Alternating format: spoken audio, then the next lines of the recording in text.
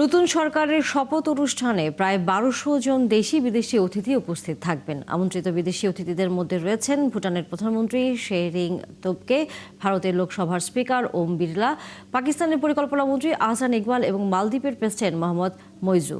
এছাড়া নেপালের পররাষ্ট্রমন্ত্রী বালানন্দ শর্মা এবং শ্রীলঙ্কার স্বাস্থ্যমন্ত্রী নলিন্দা জয়তিসারের অংশ নেওয়ার সম্ভাবনা রয়েছে। আরও জানাচ্ছেন পার্থ সঞ্জয়।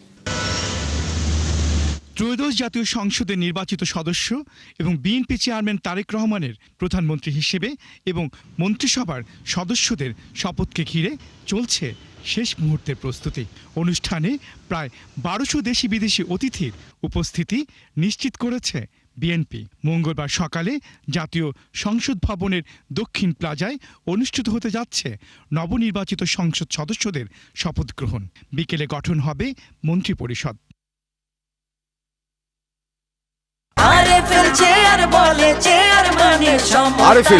ক্ষমতার নয়, সমতার চেয়ার। আমন্ত্রিত বিদেশি অতিথিদের মধ্যে রয়েছেন ভুটানের প্রধানমন্ত্রী শেরিং তোবগে, ভারতের লোকসভার স্পিকার ওম বিড়লা, পাকিস্তানের পরিকল্পনা মন্ত্রী আহসান ইকবাল এবং মালদ্বীপের প্রেসিডেন্ট মোহাম্মদ মুইজ্জু। এছাড়া নেপালের পররাষ্ট্রমন্ত্রী বালানন্দ শর্মা ও শ্রীলঙ্কার স্বাস্থ্যমন্ত্রী নলিন্দা জয়তিসারের উপস্থিত থাকার সম্ভাবনা রয়েছে। যুক্তরাজ্যের ভারত প্রশান্ত মহাসাগর বিষয়ক আন্ডার সেক্রেটারি সীমা মালাহোত্রারও অনুষ্ঠানে যোগ দেওয়ার সম্ভাবনা আছে। পার্থ সঞ্জয়, ৭১, ঢাকা।